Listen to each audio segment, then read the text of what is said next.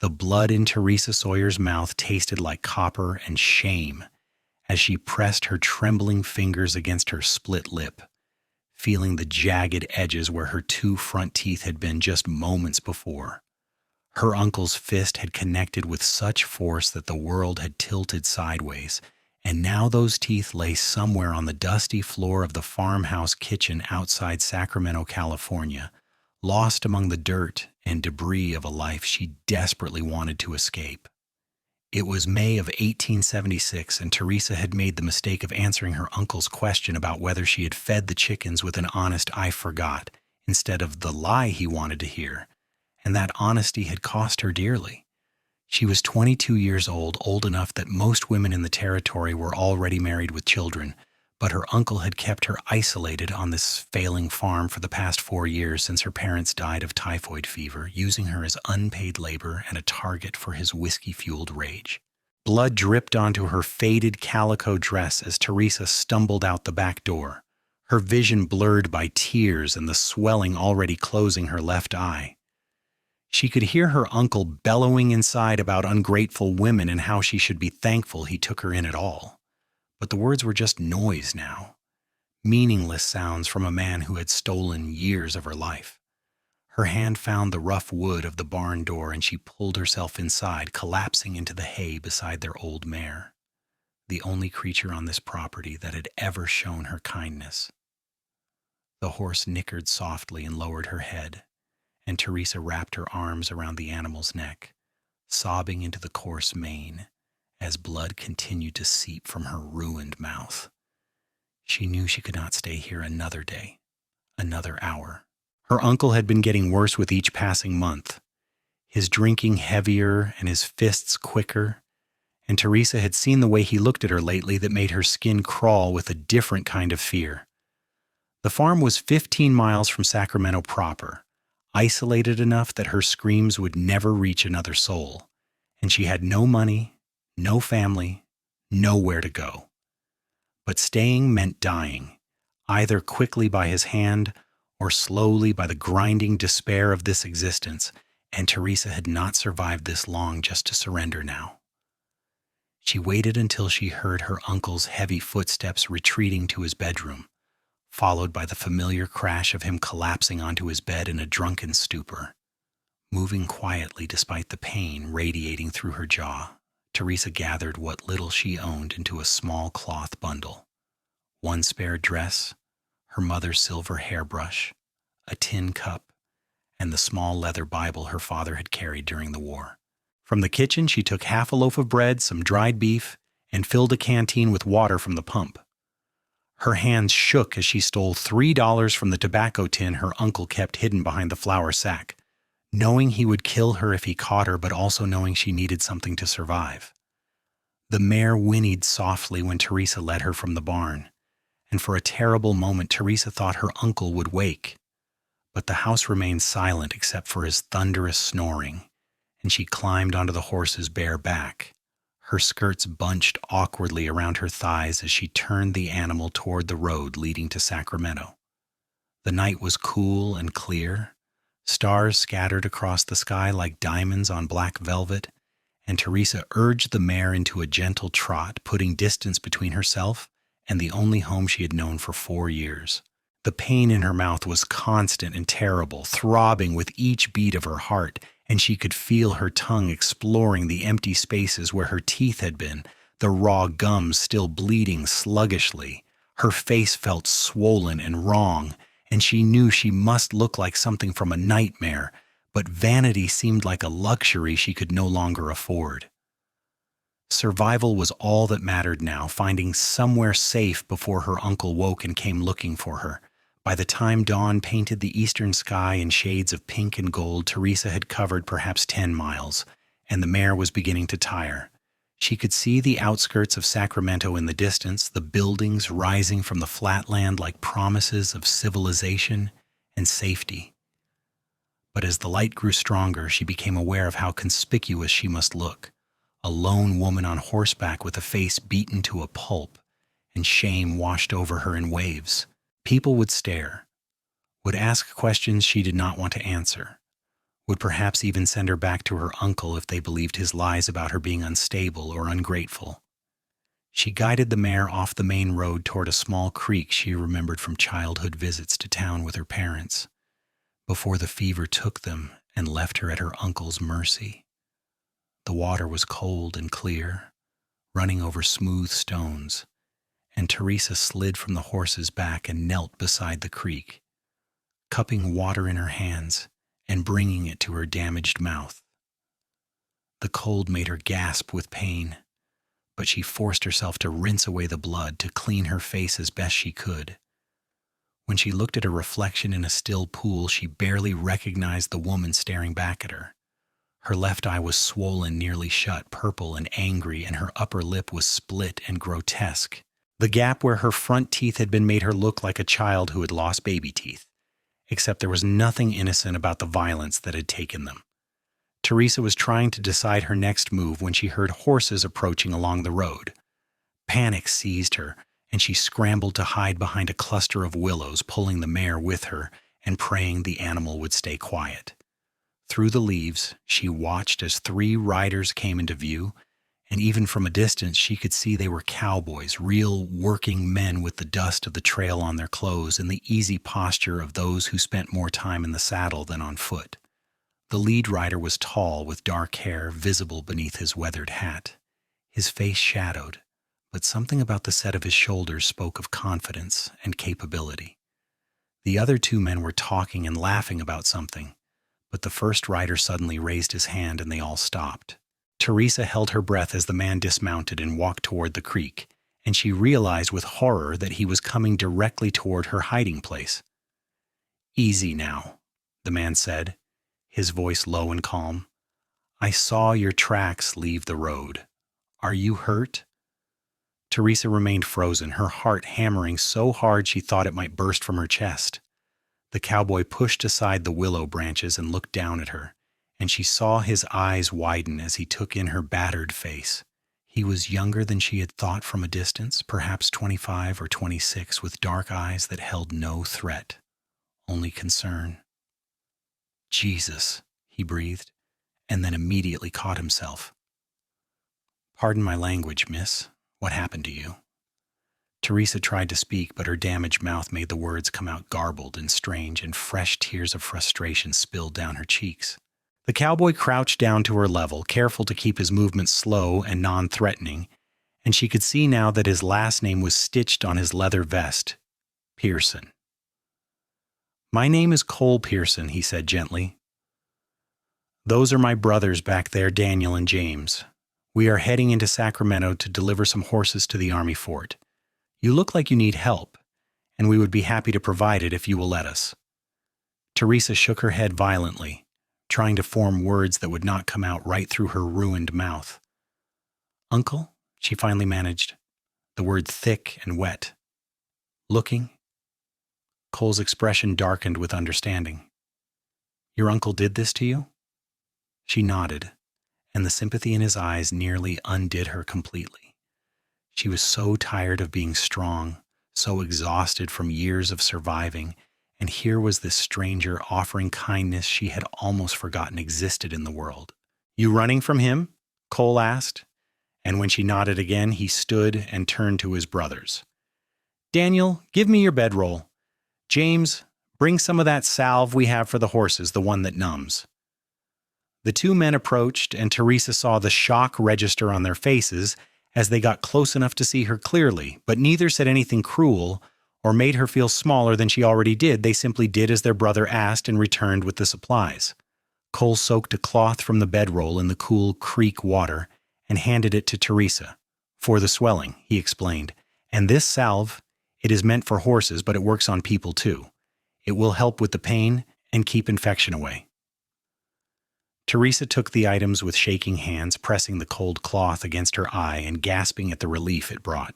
The salve smelled strongly of herbs and something medicinal, but when she carefully applied it to her split lip and damaged gums, the numbing effect was almost immediate and blissful. "Thank you," she managed to say, the words still distorted but more understandable now.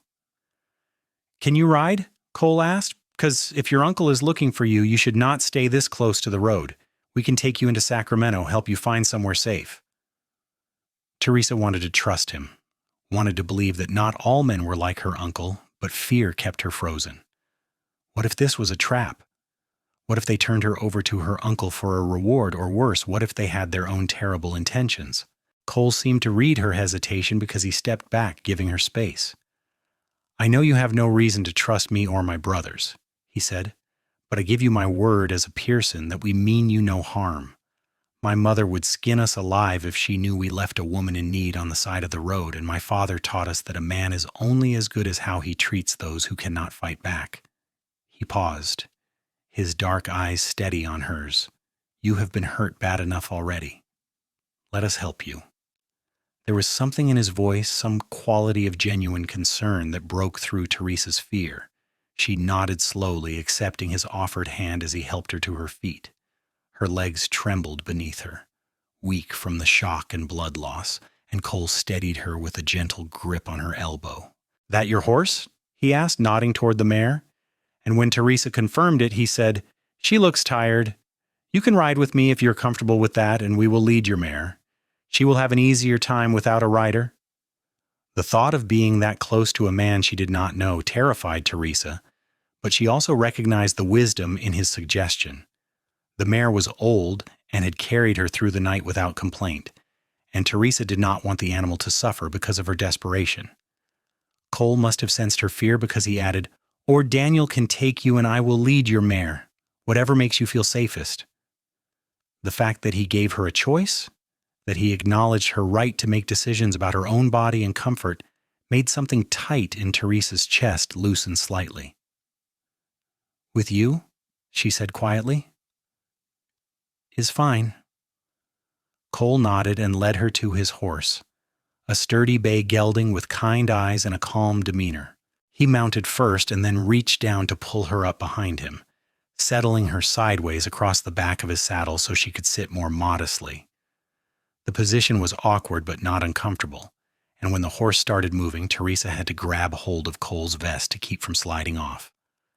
I have got you, Cole said over his shoulder. Just hold on. They rejoined his brothers on the road, and Daniel, who Teresa now saw was the youngest of the three with sandy hair and a quick smile, took the lead rope for her mare. James, the middle brother with Cole's dark coloring but lighter eyes, rode on her other side, creating a protective barrier that made her feel unexpectedly safe.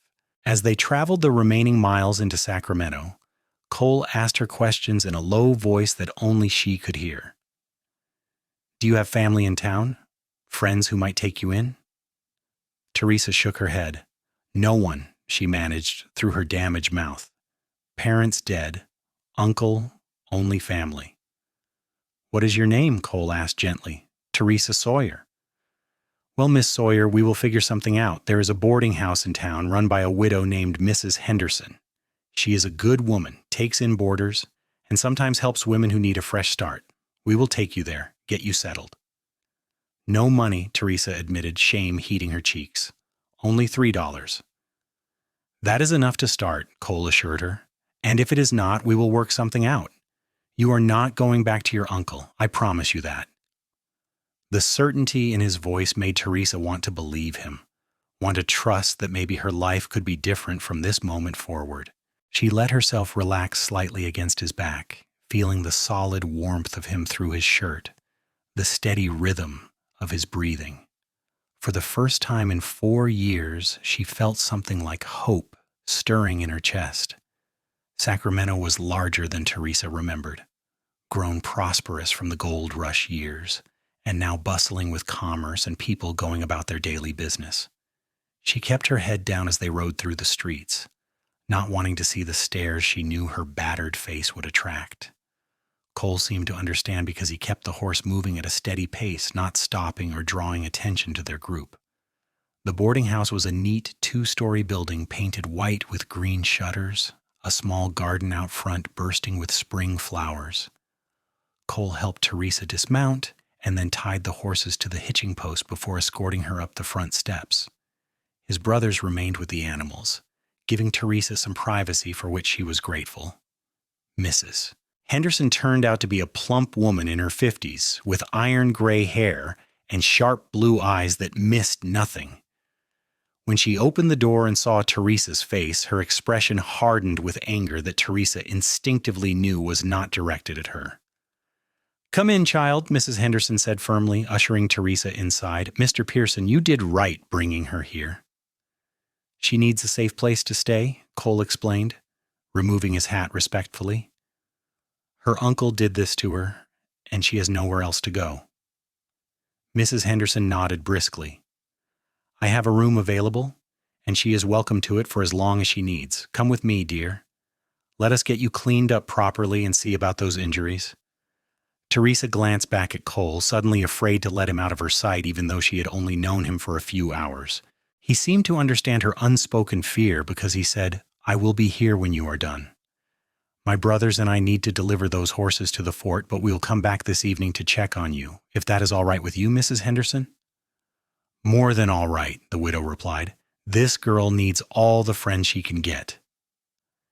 Mrs. Henderson led Teresa upstairs to a small but clean room with a real bed covered in a colorful quilt, a washstand with a pitcher and basin, and a window overlooking the garden. It was the nicest room Teresa had been in since her parents died, and the kindness of it made her throat tight with emotion. "Now then," Mrs. Henderson said gently, helping Teresa sit on the edge of the bed. "Let me look at you properly." The examination was thorough but careful, Mrs. Henderson's experienced hands probing Teresa's injuries with practiced efficiency. "Your teeth are gone, that cannot be helped," she said matter-of-factly. "But the gums will heal if we keep them clean. Your lip will scar, but not badly if we treat it right. The eye is just bruised, no permanent damage. You have some cracked ribs by the feel of it, so no heavy lifting for a few weeks." Teresa listened numbly as Mrs. Henderson cataloged the damage her uncle had inflicted, feeling both validated that someone believed her pain was real and ashamed that she had let it happen at all. "This was not your fault," Mrs. Henderson said firmly, as if reading her thoughts. "Men who hit women are cowards and brutes, and you did the brave thing by running. Now let us get you into a hot bath and then some clean clothes. I have some dresses that should fit you well enough." The bath was heaven, hot water scented with lavender soap washing away days of fear and pain. Mrs.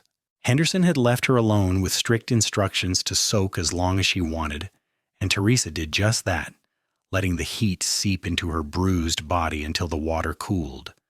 The dress Mrs. Henderson provided was blue cotton, simple but well made, and it fit Teresa better than anything she had worn in years. When she finally made her way back downstairs, moving slowly because of her ribs, she found Cole had returned and was sitting in the parlor with Mrs. Henderson, and the two of them talking quietly. He stood when he saw Teresa, his eyes taking in her cleaned-up appearance with approval. "You look much better," he said, and there was no pity in his voice, only honest observation. "How are you feeling?" "Sore," Teresa admitted, the words still awkward through her broken mouth, but more understandable now. "But better. Thank you for everything." Cole shook his head. "No thanks necessary. I just did what any decent person would do." He hesitated, then added, "My brothers and I delivered the horses, and we will be staying in town for a few days to handle some other business. If it is all right with you, I would like to check in on you, make sure you are settling in well." Teresa found herself nodding before she had fully processed the request. There was something about Cole Pearson that made her feel safe in a way she had not felt since her parents were alive. Something solid and trustworthy that called to the scared, lonely parts of her heart. "I would like that," she said softly. "Good?" Cole's smile was warm and genuine. "Then I will see you tomorrow, Miss Sawyer." After he left, Mrs. Henderson fixed Teresa a bowl of soup that she could manage despite her injuries, and they talked about practical matters. The room was $3 a week, which meant Teresa had exactly 1 week to figure out how to earn money. Mrs. Henderson needed help with the cooking and cleaning for her boarders, and if Teresa was willing to work, she could earn her room and board plus a small wage. "I can work," Teresa assured her eagerly. "I am a hard worker, I promise." "I believe you," Mrs. Henderson said kindly. We will start slow while you heal, but there is plenty to do around here. You will earn your keep. Do not worry about that." That night, Teresa lay in the comfortable bed and stared at the ceiling, her mind racing despite her exhaustion. Everything had changed so quickly, from the nightmare of her uncle's house to the unexpected safety of this boarding house, and at the center of it all was Cole Pearson, a stranger who had shown her more kindness in a few hours than her own uncle had in 4 years. She touched her damaged mouth gently, feeling the strange new landscape of her face, and wondered what would happen next. Cole returned the following afternoon as promised, bringing with him a package wrapped in brown paper. Teresa was in the parlor mending linens for Mrs. Henderson, moving slowly because of her ribs but determined to prove her worth. When Cole was shown in, she felt her heartbeat quicken in a way that had nothing to do with fear. "Miss Sawyer," he greeted her, hat in hand. "How are you today?" "Better," Teresa said, and it was true. The swelling in her face had gone down slightly, and Mrs. Henderson's salves had eased much of the pain. "Thank you for coming." "I brought you something," Cole said, holding out the package. "It is not much, but I thought it might help." Teresa unwrapped the paper carefully to find a small hand mirror, a tin of tooth powder, and a beautiful silk scarf in deep blue. She stared at the gifts, overwhelmed by the thoughtfulness of them. The mirror was so she could see herself and grow accustomed to her changed appearance, the tooth powder to keep her remaining teeth and damaged gums clean, and the scarf was purely beautiful, something frivolous and lovely that said she was worth pretty things despite what had happened to her. "Cole," she breathed, forgetting to use his surname in her surprise. "This is too much." "It is not nearly enough," he said quietly, "but it is a start." They sat together in the parlor, and Cole told her about his life while she listened and slowly grew comfortable enough to share her own story. He and his brothers ran a horse ranch about 30 miles outside Sacramento, breeding and training horses for the Army and for wealthy buyers from San Francisco. Their parents had started the ranch 20 years ago, coming west during the gold rush and staying after the gold dried up because they fell in love with the land. His father had passed away 2 years prior from a heart ailment, but his mother was still spry and active, running the household and keeping her sons in line. "She sounds wonderful," Teresa said wistfully, thinking of her own mother, who had been gentle and kind, so different from the violent man her brother had become. "She is," Cole agreed, "and she would like you, I think. She has always had a soft spot for people who have been through hard times and come out stronger." "I do not feel very strong," Teresa admitted. "I feel broken." Cole leaned forward, his dark eyes intense on hers. "Broken things can be mended, Miss Sawyer. Sometimes they are even stronger for having been broken and put back together. You got away from a man who was hurting you. You survived the night alone, and now you are building a new life. That takes more strength than most people ever have to find." His words settled into Teresa's heart like seeds in fertile soil, taking root and beginning to grow. Maybe he was right. Maybe she was stronger than she felt. Maybe this was not the end of her story, but the beginning of a new chapter. Over the following days, Cole became a regular visitor to the boarding house, always respectful and proper, never pushing Teresa beyond what she was comfortable with. He brought her books to read since Mrs. Henderson's work did not fill all her hours, and he told her stories about the ranch and his brothers and the horses they raised. Teresa found herself looking forward to his visits with an eagerness that both thrilled and frightened her, her heart doing strange fluttery things whenever she heard his footsteps on the porch. 2 weeks after Teresa's arrival in Sacramento, her uncle came looking for her.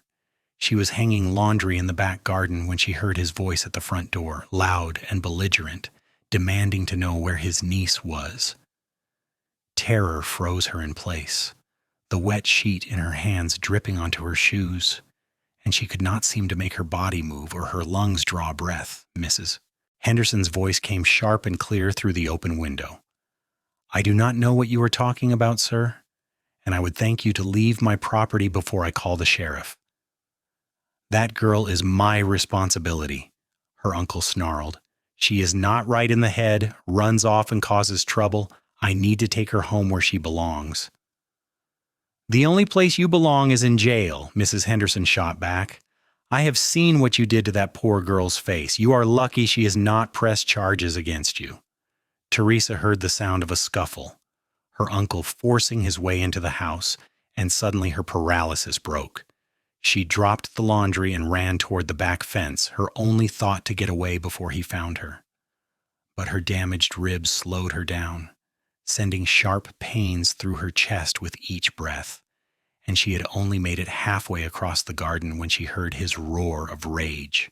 "There you are, you ungrateful little witch!" Teresa spun around to see her uncle bearing down on her, his face purple with fury and drink, his massive hands reaching for her. She tried to dodge, but he was too fast, too close, and his fingers closed around her arm like a vice. The pain was immediate and terrible, and Teresa screamed as he jerked her toward him. "Thought you could run away from me," he hissed, his breath reeking of whiskey. "Thought you could steal my horse and my money, and I would just let you go? I am going to teach you a lesson you will never forget." He raised his fist and Teresa closed her eyes, bracing for the blow that would probably kill her this time. But instead of pain, she heard the solid thunk of something hitting flesh and bone, and her uncle's grip on her arm released. She opened her eyes to see Cole standing there, breathing hard, his knuckles bloody, and her uncle sprawled on the ground. "You get one chance to leave," Cole said, his voice deadly calm. "Get on your horse and ride away and do not ever come back. Because if I see you near Miss Sawyer again, if I hear that you have so much as spoken her name, I will make sure you regret it in ways you cannot even imagine." Teresa's uncle struggled to his feet, swaying slightly, and she saw the calculation in his eyes as he sized up Cole. Whatever he saw there must have convinced him, because he spat on the ground and muttered, "She is not worth the trouble anyway. Stupid girl, always was useless." "Get out," Cole said, his hand moving to the gun at his hip, and that simple gesture was enough to send her uncle stumbling toward the front of the house. They heard his horse galloping away moments later, and only then did Teresa's legs give out completely. She sank to the ground, shaking so hard her teeth chattered, and Cole was beside her in an instant, his arms coming around her in a careful embrace that avoided her ribs. "You are safe," he murmured into her hair. "He is gone, and he will not come back. I promise you, Teresa, you are safe now." She clung to him, sobbing into his shirt, all the fear and pain of the past 4 years pouring out in great heaving waves. Cole held her through it all, one hand rubbing soothing circles on her back, his presence solid and steady and real. When she finally calmed enough to speak, Teresa pulled back and looked up at Cole's face. There was a bruise forming on his jaw where her uncle must have gotten in at least one punch, and guilt washed through her. "You are hurt because of me." "A small price to pay," Cole said, touching her cheek gently with his uninjured hand. "Teresa, I need you to understand something. What he did to you, what he tried to do just now, none of that is your fault. You did not deserve any of it. You deserve to be safe and happy and free to live your life however you choose." "I do not know how to do that," Teresa whispered. "I have spent so long just surviving, I do not remember what it is like to actually live." "Then let me show you," Cole said softly. "If you will let me, I would like to court you properly, take you to dances and church socials, bring you flowers, introduce you to my family. I know it is fast. I know we have only known each other a few weeks, but Teresa, I have never met anyone like you. You are strong and brave and beautiful, and I would count myself the luckiest man in California if you would give me a chance." Teresa's breath caught in her chest, her heart pounding so hard she thought it might burst through her ribs. No one had ever called her beautiful, especially not since her uncle destroyed her teeth and scarred her face. But when she looked into Cole's eyes, she saw no pity, no disgust, only genuine admiration and affection that made her feel like maybe, just maybe, she was worthy of such things. "I would like that," she said, her voice barely above a whisper. "I would like that very much." Cole's smile was like the sun breaking through clouds, brilliant and warm and full of promise. He helped her to her feet, and they walked back to the house together, where Mrs. Henderson was waiting with the sheriff to file a report about the incident. The lawman took down the details and promised to keep an eye out for Teresa's uncle, warning him away from town if he returned. That evening, Cole took Teresa for a walk through Sacramento's main street as the sun set, painting the sky in shades of orange and pink and purple. He bought her a lemon drop from the general store because it was soft enough for her to eat with her damaged teeth, and they sat on a bench near the town square and talked about everything and nothing. Teresa learned that Cole's favorite color was green like the hills in spring, that he had a weakness for his mother's apple pie, that he dreamed of expanding the ranch someday to be the finest horse breeding operation in the state. In turn, Teresa shared her own dreams, things she had not let herself think about in years. She wanted to learn to read better since her schooling had been cut short, wanted to see the ocean she had heard so much about, wanted to wake up in the morning without fear gnawing at her stomach. Cole listened to every word like it mattered, like her dreams were just as valid and important as his own, and that attention made Teresa feel seen in a way she never had before. As summer deepened over Sacramento, Cole courted Teresa with a gentleness and respect that slowly healed wounds deeper than those on her body. He took her to church on Sundays and introduced her to his friends as though he was proud to be seen with her, never trying to hide her scarred face or missing teeth. He brought her wildflowers from the ranch, bright yellow poppies and purple lupines that she pressed between the pages of her Bible. He taught her to ride properly, not just clinging to a horse's back in desperation, but actually controlling and communicating with the animal. And those riding lessons became some of Teresa's favorite hours of the week. 3 months after they met, Cole invited Teresa to visit the Pearson ranch and meet his mother. Teresa was terrified, certain that Mrs. Pearson would take one look at her damaged face and wonder what her son was thinking, courting someone so broken and common. But Cole squeezed her hand and promised her that his mother would love her, and Teresa tried to believe him. The ranch was beautiful, sprawling across rolling hills dotted with oak trees, several large corrals holding horses of various ages and colors, and a sturdy 2-story house with a wraparound porch. As they rode up the drive, a woman emerged from the house, wiping her hands on her apron, and Teresa's first thought was that this was where Cole got his kind eyes.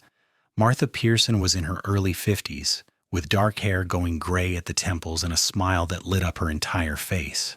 She took one look at Teresa and immediately pulled her into a gentle hug, careful of her still healing ribs. "So you are the young lady my son has been going on about for months?" Mrs. Pearson said warmly. "I am so pleased to finally meet you, dear. Cole, help Miss Sawyer down from that horse and bring her inside. I have lunch ready." The house was warm and welcoming, filled with comfortable furniture and the smell of fresh bread. Over lunch, Mrs. Pearson asked Teresa about her life, and Teresa found herself sharing more than she intended, drawn out by the older woman's genuine interest and compassion. When she mentioned her missing teeth, Mrs. Pearson nodded thoughtfully. "My late husband's cousin is a dentist in San Francisco," she said. "He makes false teeth that look quite natural. If you are interested, I could write to him and arrange a consultation. It would be our gift to you, Teresa, no arguments." Teresa's eyes filled with tears at the unexpected generosity. "I could not possibly accept such a gift, Mrs. Pearson. That would be too much." "Nonsense," Martha replied firmly. "You are important to my son, which makes you important to this family. Besides, every woman deserves to smile without shame, and what that monster did to you was not your fault." She reached across the table and took Teresa's hand. "Let us help you, dear. That is what family does." The word family hung in the air between them, full of promise and possibility, and Teresa realized that Mrs. Pearson was not just talking about the false teeth. She was talking about a future, about Teresa becoming part of this family officially. The thought was both thrilling and terrifying. Cole showed Teresa around the ranch that afternoon, introducing her to his brothers properly and to the various horses they were training. Daniel, the youngest Pearson brother, was 23 and full of charm and jokes, while James at 25 was quieter and more serious, but no less kind. Both of them treated Teresa with the same respect their older brother did, making her feel welcome rather than like an outsider. "Cole is happier than I have seen him since Pa died," Daniel told her as they watched Cole work with a young stallion in the round pen. "Whatever you are doing, keep doing it." "I am not doing anything special," Teresa protested. "I am just myself." "That is exactly what I mean," Daniel said with a grin. "You are good for him, Teresa. He needs someone real, someone who has lived through hard things and come out the other side. All those fancy town girls, they are fine to look at, but they do not have any substance. You have got substance." Teresa was not sure whether to be flattered or insulted by the comparison, but she chose to take it as the compliment Daniel intended. She was learning that the Pearson family said what they meant, no hidden barbs or cruel double meanings, and that directness was refreshing after years of walking on eggshells around her uncle. As autumn arrived and the heat of summer faded into cooler days, Teresa traveled to San Francisco with Cole and his mother to see the dentist. The city was overwhelming, larger and louder than anything Teresa had ever experienced. But with Cole's steady presence beside her, she managed to navigate the crowded streets without panicking. The dentist, Dr. Frederick Klein, was a kind older man who examined Teresa's mouth with professional detachment and pronounced that he could indeed make her a set of false front teeth that would look quite natural. The process would take several weeks, involving molds and fittings, but the end result would be worth it. Teresa endured the uncomfortable procedures with as much grace as she could manage, and Cole stayed with her through all of it, holding her hand when the pain got too bad and distracting her with stories when the dentist was working. While they were in San Francisco, Cole took Teresa to see the ocean for the first time. She stood on the beach with the sand beneath her feet and the vast expanse of water stretching to the horizon, and she felt something inside her chest expand with wonder. The ocean was nothing like she had imagined, wilder and more beautiful and more alive, waves crashing against the shore with relentless power. "What do you think?" Cole asked, standing close beside her. "It is magnificent," Teresa breathed. "I feel so small, but in a good way. Like all my problems are small too compared to this." Cole took her hand, lacing his fingers through hers. "I love you, Teresa Sawyer," he said quietly, the words almost lost beneath the roar of the waves. "I know it is fast. I know we have only known each other 6 months, but I love you. I love your strength and your courage and the way you face each day, even when it would be easier to give up. I love the way you laugh at Daniel's terrible jokes and the way you help my mother in the kitchen without being asked. I love everything about you, and I want to spend the rest of my life showing you what it means to be truly loved and cherished." Teresa turned to face him, tears streaming down her cheeks. But for once they were happy tears instead of sad ones. "I love you too," she said, her voice steady despite her emotion. "I did not think I could ever trust anyone again, but you have shown me that not all men are like my uncle. You have given me back my life, Cole, and I want to spend it with you." Cole cupped her face in his hands, careful of her still healing scars, and kissed her gently. It was Teresa's first kiss, and it was sweet and tender and full of promise. When they finally pulled apart, both of them were smiling, and the future that had seemed so dark and hopeless just months ago now stretched out before them full of light.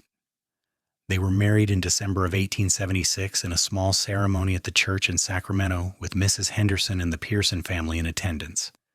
Teresa wore a dress of cream-colored silk that Martha had helped her sew, and her new false teeth made her smile bright and whole.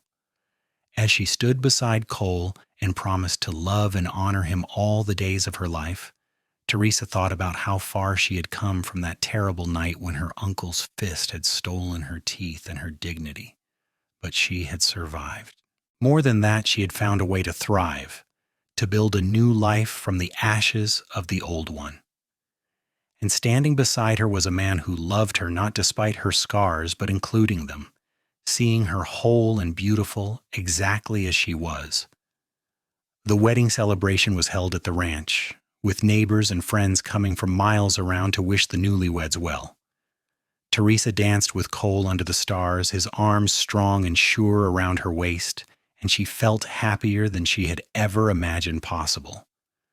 Daniel played fiddle while James clapped along, and Martha supervised the feast with the efficiency of a general commanding troops. When the last guests had departed and the stars were bright overhead, Cole carried Teresa across the threshold of the small cabin he had built for them on the far edge of the ranch property. It was modest but well made, with a stone fireplace and real glass windows and a bed covered in one of Martha's quilts. Cole set Teresa down gently and looked at her with such love that it took her breath away. "Welcome home, Mrs. Pearson," he said softly. "Home," Teresa repeated, tasting the word and finding it sweet. "Yes, I am home." Their wedding night was tender and patient, Cole taking his time to show Teresa that physical intimacy could be gentle and good rather than something to fear. He learned the map of her body with reverent attention, kissing every scar and whispering words of love against her skin until Teresa felt worshipped rather than used. And when they finally came together, it was with a sense of rightness and completion that made Teresa understand for the first time what it meant to become one flesh with another person. Life on the ranch suited Teresa in ways she had not expected. She helped Martha with the household tasks, but also learned to work with the horses, discovering she had a natural talent for gentling the wild ones and earning their trust. Cole said it was because she understood what it was like to be frightened and hurt, and she approached the animals with the same patience and respect she wished someone had shown her during her darkest days. In the spring of 1877, Teresa discovered she was pregnant. The news filled her with both joy and terror, memories of her own difficult childhood making her worry about what kind of mother she would be.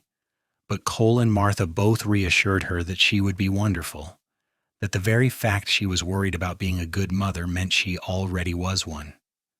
The pregnancy was difficult, Teresa's small frame and previously broken ribs making the growing baby uncomfortable, but Cole was attentive and caring, rubbing her swollen feet at night and bringing her fresh water when she was sick in the mornings. Martha moved into the cabin for the last few weeks, preparing to help with the birth since the nearest doctor was hours away. Teresa went into labor on a hot August afternoon, and it was long and painful and frightening, but Martha guided her through it with calm expertise, and Cole held her hand and let her squeeze as hard as she needed, never once complaining, even though she probably bruised his bones. When their son finally emerged after 18 hours of labor, his loud cry filling the cabin, Teresa collapsed back against the pillows in exhausted relief. "A boy," Martha announced, wrapping the baby in a clean cloth. "A healthy, beautiful boy?" Cole cut the cord with shaking hands, and then Martha placed the baby on Teresa's chest. He was red and wrinkled and perfect, with a shock of dark hair and his father's nose. Teresa touched his tiny fingers in wonder, overwhelmed by the fierce love that surged through her. "Hello, little one," she whispered. "I am your mama, and I'm going to love you forever." They named him Thomas, after Teresa's father, and he was a content baby who nursed well and slept in reasonable stretches. Cole was a devoted father, getting up in the night to change Thomas and walking him when he was fussy so Teresa could rest. Watching her husband cradle their son and sing off-key lullabies, Teresa felt her heart expand with more love than she had known one person could hold. The years that followed were full and good, marked by the changing seasons and the rhythms of ranch life. Thomas grew into a curious toddler who loved the horses and followed his father everywhere. In 1879, Teresa gave birth to their daughter, Anna, who had her mother's eyes and her grandmother Martha's stubborn streak. 2 years later came another son, William, who was quiet and thoughtful from birth. Teresa watched her children grow with a gratitude that never dimmed, knowing how close she had come to never having this life at all. If Cole had not stopped that morning by the creek, if he had not offered her help and then love, she would still be trapped in her uncle's house or perhaps dead by his hand. Every happy moment was a gift she had not thought to hope for, and she made sure her children knew they were loved and valued and safe. Martha remained a constant presence in their lives until she passed away peacefully in her sleep in 1883, having lived long enough to meet all three of her grandchildren and see the ranch prospering under her son's care. The loss hit the family hard, but they comforted themselves knowing she had died happy and surrounded by people who loved her. Teresa thought often about how different her life had turned out from what she had feared that terrible night when she fled her uncle's house. She had gone from a woman with no future to a wife and mother with a family who adored her, from someone who could barely smile without shame to someone who laughed freely and often. The scars on her face had faded to thin white lines barely noticeable, and her false teeth were so well made that most people never realized they were not her own. But even if the scars had stayed vivid, even if her teeth had remained broken, Teresa knew Cole would have loved her just the same. He had seen her at her worst and loved her anyway, had given her the space and safety to heal and become herself again. That was the greatest gift of all, greater even than the comfortable life or the beautiful children or the home she had built with him. On their 10th wedding anniversary in December of 1886, Cole took Teresa back to San Francisco to see the ocean again. The children stayed with Daniel and his new wife on the ranch. And for 3 days, Cole and Teresa were just a couple in love, walking the beach and eating in restaurants and staying up late talking about their dreams for the future. "Do you remember what I said here 10 years ago?" Cole asked as they stood on the same beach where he had first told her he loved her. "Every word," Teresa replied, leaning into his warmth. "You told me you loved me and wanted to spend the rest of your life showing me what it meant to be truly loved and cherished." "Have I succeeded?" Cole asked, turning her to face him. Teresa looked up at her husband, this good man who had saved her in every way a person could be saved, and smiled. "Every single day," she said. "You have given me a life beyond anything I dared to dream, Cole Pearson. You have given me love and safety and a family, and I fall more in love with you with every passing year." Cole kissed her then, deep and thorough, and Teresa kissed him back with all the passion and joy she felt. When they finally pulled apart, both of them were breathless and grinning like young people in the first flush of love rather than an old married couple with 3 children and a mortgage. "Here is to 10 more years," Cole said, "and 10 after that and 10 after that, until we are old and gray and surrounded by grandchildren." "I will drink to that," Teresa agreed, and they linked arms and walked back toward their hotel as the sun set over the Pacific, painting the sky in shades of gold and crimson. The years continued to pass, marked by both joys and sorrows, as is the way of life. Thomas grew into a strong young man who loved the horses as much as his father, taking over more and more of the ranch work as Cole's joints began to ache with age. Anna became a teacher in Sacramento, educating children with the same patience and dedication her mother had shown the wild horses. William surprised everyone by developing a talent for business, helping the ranch expand its operations and increase its profits. In 1895, Daniel died in a riding accident, thrown from a spooked horse and breaking his neck. The loss devastated the family, but they rallied around his widow and children, proving that the bonds Martha had built were strong enough to withstand even tragedy. James, who had never married, became a fixture in Daniel's children's lives, stepping in as a father figure and keeping his brother's memory alive through stories and tradition. Teresa's uncle died in 1889, drinking himself to death in a boarding house in Nevada. The news reached Teresa through a distant cousin she had not known she had, but she felt nothing at his passing. All the anger and fear he had inspired long since transformed into strength and resilience. She did not attend his funeral, choosing instead to spend that day with her family, surrounded by love rather than dwelling on hate. As the new century approached, Teresa and Cole found themselves grandparents several times over, Thomas having married and produced 3 children of his own, while Anna surprised everyone by falling in love with a fellow teacher and having twins at age 32. William remained unmarried but devoted to his nieces and nephews, spoiling them shamelessly and teaching them business skills that would serve them well in the changing world. On a warm spring evening in 1901, Teresa and Cole sat on the porch of their cabin, now expanded and improved over the years, but still the same home they had shared on their wedding night. Teresa was 67 years old, her hair white and her face lined with the marks of a life well lived. Cole was 70, still strong, but moving slower than he used to, his dark hair completely gray, but his eyes still bright with intelligence and humor. "Do you ever regret it?" Teresa asked, the question coming out of nowhere. Taking in a broken woman with missing teeth and helping her build a life? Cole looked at his wife, this woman who had given him 25 years of love and partnership and adventure, and shook his head firmly. "Not for one single second," he said. "You are the best thing that ever happened to me, Teresa Pearson. You gave me 3 incredible children. You helped build this ranch into something special, and you made every day brighter just by being in it. If anything, I'm grateful that your uncle was fool enough to let you go because it meant I got to find you." "Answer however you want here," Teresa said softly, repeating the words Cole had said to her that first day when he asked her questions and she was afraid to speak honestly. "That is what you told me, do you remember? After years of being punished for telling the truth, you gave me permission to just be myself. That was the moment I started falling in love with you, I think." "I remember," Cole said, taking her hand and bringing it to his lips. "You looked so scared, so certain that I would hurt you if you said the wrong thing. I needed you to know that you were safe with me, that I would never punish you for being honest." They sat in comfortable silence as the sun set over the hills, painting the sky in shades of purple and orange.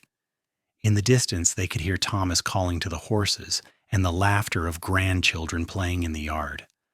The ranch that had started as a dream of Cole's parents had grown and prospered, and the family that had begun with a scared woman and a compassionate cowboy had multiplied and thrived. "We did good, did we not?" Teresa said, gesturing to encompass the ranch, the family, the life they had built together. "We did better than good," Cole agreed. "We did magnificently." As the stars began to appear overhead, the same stars that had witnessed their first meeting by the creek so many years ago, Teresa leaned her head on Cole's shoulder and felt complete contentment wash over her. The girl who had fled her uncle's house with broken teeth and broken dreams had become a woman who knew her own worth and strength. The cowboy who had offered help to a stranger had become a husband and father who proved every day that real love was patient and kind and constant. Their story had started with violence and fear, but it had grown into something beautiful and lasting, a testament to the power of compassion and the resilience of the human heart. And as they sat together in the twilight, surrounded by the evidence of the life they had built, both of them knew that despite all the challenges and sorrows they had faced, they would not change a single moment of the journey that had brought them here. In 1905, Cole suffered a stroke that left him weakened but still mentally sharp. Teresa nursed him with the same tenderness he had once shown her, and though he never regained his full strength, he lived 3 more comfortable years with his wife by his side. He passed away peacefully in 1908, holding Teresa's hand and surrounded by their children and grandchildren, his last words a whispered, "I love you," that Teresa would carry in her heart for the rest of her days. Teresa lived another 7 years after Cole's death, staying on the ranch with Thomas and his family. She spent her final years teaching her grandchildren and great-grandchildren the lessons she had learned about resilience and forgiveness and the importance of choosing love over hate. She told them stories about their grandfather's kindness, about how he had saved her life by seeing her worth when she could not see it herself. When Teresa Pearson died in her sleep in 1915 at the age of 81, she was surrounded by a family who loved her and a legacy of strength that would echo through generations. Her funeral was attended by over 100 people, all of them touched by her kindness and inspired by her courage. She was buried next to Cole, on a hill overlooking the ranch they had built together, their graves marked by simple stones that bore their names, and the dates that bracketed lives well lived. But the true memorial to Teresa and Cole was not in stone or ceremony. It was in the children and grandchildren and great-grandchildren who carried their values forward, in the ranch that still thrived under Thomas's capable management, in the stories that were told and retold about a cowboy who stopped to help a stranger and the woman who learned to trust again. It was in every act of kindness shown to those who were hurting, every hand extended to someone in need, every refusal to let violence and cruelty have the final word. The story that had begun with broken teeth and a desperate flight into the night had ended with a family tree that spread across California and beyond, with descendants who knew that they came from people who had chosen love and compassion even when the world was cruel. And somewhere in the vast tapestry of time and memory, perhaps Teresa and Cole walked together again, young and whole and full of hope, their love as constant as the stars that had witnessed their beginning and would shine long after their story had passed into legend.